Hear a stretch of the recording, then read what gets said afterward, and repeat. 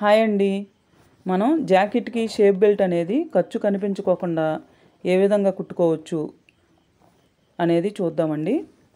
First ఈ విధంగా మనం షేప్ బెల్ట్ పీసెస్ కట్ చేసుకొని ఈ విధంగా మనం స్టిచ్చింగ్ చేసుకోవాలండి. ఇలా స్టిచ్చింగ్ చేసుకొని తర్వాత మనం ఫ్రంట్ పార్ట్కి మనం అటాచ్ చేసుకుంటే కనుక మనకి ఖర్చు అనేది కనిపించకుండా చాలా నీట్గా ఉంటుందండి. ఖర్చు అనేది కనిపించడం ఒకటి బాగోదు. ప్లస్ ఇంకోటి ఏంటంటే ఆ ఖర్చు అనేది గుచ్చుకుంటూ ఉంటుందండి లోపల వైపు.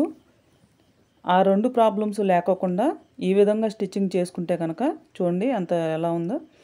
స్టిచ్చింగ్ చేసుకుంటే మనకి చాలా ఫినిషింగ్గా నీట్గా ఉంటుంది. ఫ్రంట్ పార్ట్ ఈ విధంగా లైనింగ్ జాకెట్ ఇలా జాయింట్ చేసుకోవాలి. చుట్టూతా ఏమీ హెచ్చు తగ్గులు లేకోకుండా నీట్గా నిదానంగా జాయింట్ చేయండి. టక్స్లు కూడా ఫ్రంట్ పార్ట్ చాలా నీట్గా నిలబడాలి అని అనుకునే వాళ్ళు ఈ విధంగా టక్స్లు వేసుకుంటే కూడా బాగుంటుందండి. టక్స్లు వేసేటప్పుడు కూడా నేను చెప్తాను మీకు వివరంగా.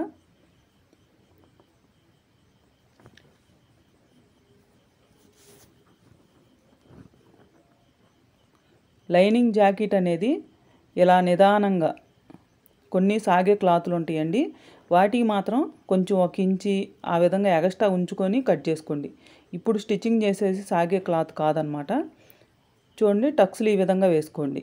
ఇంచున్నర పెట్టుకోండి, 3 ఇంచులు ఈ బార్ పెట్టుకోండి. ఇది మెయిన్ టక్స్ అనమాట. ఈ మెయిన్ టక్స్ అనేది ఈ విధంగా వేసుకుంటేనే జాకెట్ ఫ్రంట్ పార్ట్ అనేది చాలా కరెక్ట్గా నిలబడి నీట్గా ఉంటుందండి. ఇలా ఈ టక్స్ వేసినప్పుడు ఇట్లా మడత పెట్టి కుట్టుకోండి. మనం షేప్ బెల్ట్ కుట్టేటప్పుడు ఈ టక్స్ని మనం మడత పెట్టుకోకుండా దాన్ని పక్కకు జరిపి కుట్టాల్సిన అవసరం లేకోకుండా నీట్గా ఉంటుందన్నమాట. రెండు పార్ట్లు కలిపి ఈ విధంగా స్టిచ్చింగ్ చేసుకుంటే మనం ప్రతిసారి దారాన్ని కట్ చేసే పని ఉండదు. ప్లస్ బ్లౌజ్ కూడా చాలా ఫాస్ట్గా స్టిచ్చింగ్ అయిపోద్దండి. ఇట్లా నిలబడాలి టక్స్లు అని అనుకునే వాళ్ళు మాత్రం 3వ వంతు పెట్టుకొని షేప్ బెల్ట్ వేసే సైడ్ అనమాట 3వ వంతు పెట్టుకొని ఆ టక్స్ అనేది వేసుకోండి ఉక్సులు పట్టి వైపు. ఇప్పుడు ఇందాక మనం షేప్ బెల్ట్ స్టిచ్చింగ్ చేసి పెట్టుకున్నాం కదండి 3 పీసులు. ఫస్ట్ మనం లైనింగ్ క్లాత్ది పై క్లాత్ తీసుకొని ఇలా స్టిచ్చింగ్ చేసుకోవాలి. ఇలా స్టిచ్చింగ్ చేసుకొని తర్వాత దాన్ని ఇన్సైడ్ పెట్టుకుంటే బాగుంటుంది అన్నమాట. మీకు ఖర్చు అనేది కనిపించుకోకుండా నీట్గా ఉంటుంది.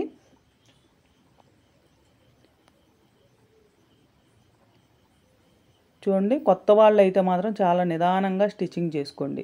ఎందుకంటే మళ్ళీ బ్లౌజ్ పీస్ మీద ఆ కుట్టు అనేది పడింది అనుకోండి, మళ్ళీ అవన్నీ ఓడ తీసుకోవటం అదంతా చాలా రిస్క్ అనమాట. ఒక క్లాత్ అయితే మనం ఓడ తీసినప్పుడు నీట్గా రాదు, దారాలు లేస్తాయి. చూడండి ఖర్చు అసలు అనేది కనిపించుకోకుండా ఎంత నీట్గా ఉందో. మళ్ళీ ఈ పైన ఇంకో కుట్టు ఎక్స్ట్రా వేసుకుంటే ఫినిషింగ్ అనేది చాలా నీట్గా ఉంటుంది, ఐరన్ చేసినట్లు ఉంటుందండి. రెండు వైపులా కూడా ఇదే విధంగా స్టిచ్చింగ్ చేసుకోండి. చాలా నీట్గా వచ్చింది మీకు. చాలా ఈజీ కూడా అండి. బ్లౌజులు కూడా చాలా ఫాస్ట్గా అయిపోతాయండి. రోజుకి 5-6 జాకెట్ల వరకు మనం కుట్టుకోవచ్చు. మన కస్టమర్స్ కూడా మాకు లోపల ఖర్చు అనేది కనిపించకుండా చాలా నీట్గా కుడుతున్నారు వీళ్ళని వాళ్ళు కూడా సాటిస్ఫై అవుతారు బ్లౌజ్ చూసి. ఇప్పుడు మనం ఉక్సులు పట్టి కాజా పట్టి కుట్టుకుందాము. రెండు కలిపి ఒక్కో పార్ట్ ఒక్కొక్కసారి అలా కాకుండా రెండు కలిపి వెంటనే ఇలా స్టిచ్చింగ్ చేసుకుంటే మనకి టైం చాలా సేవ్ అవుతుందండి. ఒక్కో పార్ట్ ఒక్కొక్కసారి దారం కట్ చేసి మళ్ళీ ఇంకో పార్ట్ పెట్టి దానివల్ల చాలా టైం వేస్ట్ అయిపోద్ది. ఉక్సులు పట్టి అనేది ఈ విధంగా కుట్టుకోవాలి. దీని తర్వాత కాజా పట్టి అన్నమాట.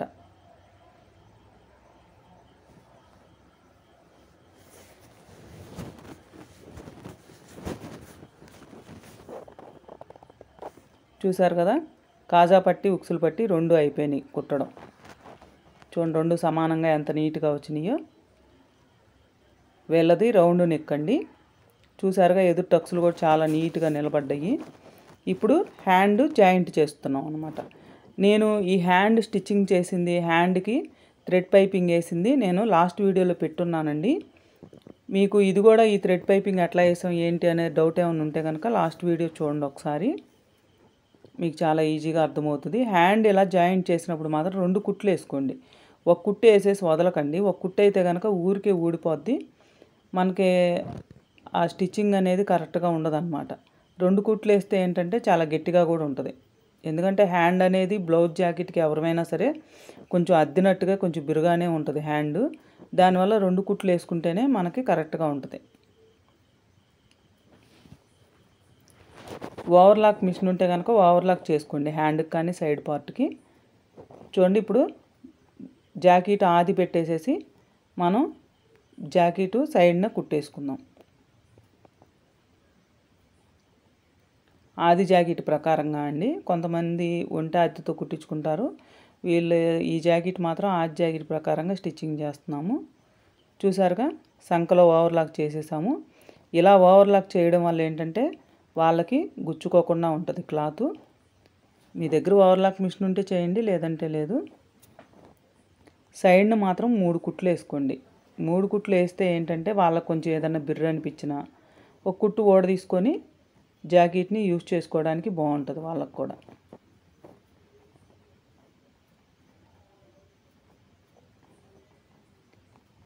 లాస్ట్ కుట్లో మాత్రం రఫ్ తీసుకోండి. రఫ్ తీస్తేనే మనకి ఆ కుట్టు అనేది ఊడిపోకుండా నీట్గా ఉంటుంది. మ్యాక్సిమం 3 కుట్లతోనే ఎండ్ చేసేస్తారండి ఎవరైనా సరే. ఒక కుట్టు ఏదైనా ఎక్స్ట్రా వేయాలి వాళ్ళు కస్టమర్స్ ఇష్టపడి వేయించుకుంటే కనుక వేయండి. 3 కుట్లు అయితే మాత్రం చాలు ఏ జాకెట్కైనా సరే. రెండో వైపు అండి, రెండో వైపు సైడ్న జాయింట్ చేసుకున్నాము. ఇలా గనక ఈ పద్ధతిలో స్టిచ్చింగ్ చేసుకుంటే అండి రోజుకి 5-6 జాకెట్లు గట్టిగా కుట్టచ్చండి. తొందరగా కూడా అయిపోతాయి. మీకు కూడా కాస్త డబ్బులు అనేవి ఎక్కువగా వస్తాయి అన్నమాట.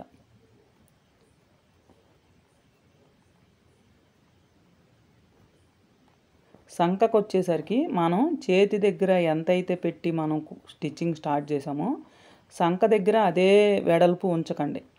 సంక దగ్గర కొంచెం క్రాస్గా తీసుకుంటా స్టిచ్చింగ్ చేయండి. ఎందుకంటే మనకి చెయ్యి ఎక్కించేటప్పుడు ఉన్నటువంటి సైజు సంక కొంచెం పెద్దగా ఉంటుంది కాబట్టి సంక దగ్గర కొంచెం క్రాస్గా తీసుకురండి స్టిచ్చింగ్ అనేది. ఆటోమేటిక్గా వాళ్ళకి సంక దగ్గర బిరు లేకోకుండా జాకెట్ చాలా ఫ్రీగా ఎక్కిద్ది. సంక దగ్గర ఎప్పుడైతే జాకెట్ ఫ్రీగా ఎక్కిద్దో ఆటోమేటిక్గా జాకెట్ ఫిట్టింగ్ అంతా నెంబర్ 1గా ఉంటుంది. వాళ్ళ జాకెట్ కూడా ఏ ఇబ్బంది లేకోకుండా ఫ్రీగా ఉంటుంది వాళ్ళకి. సంక దగ్గర బిరు తగిలిందంటే జాకెట్ అసలు ఎక్కదు ఇక.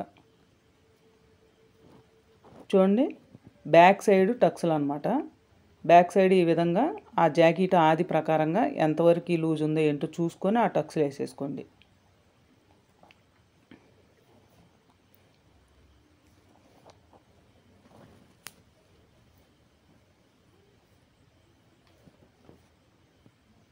చూడండి బ్లౌజ్ అయిపోయింది. కరెక్ట్గా ఆ జాకెట్ మనం స్టిచ్చింగ్ చేసిన జాకెట్ సరిపోయింది.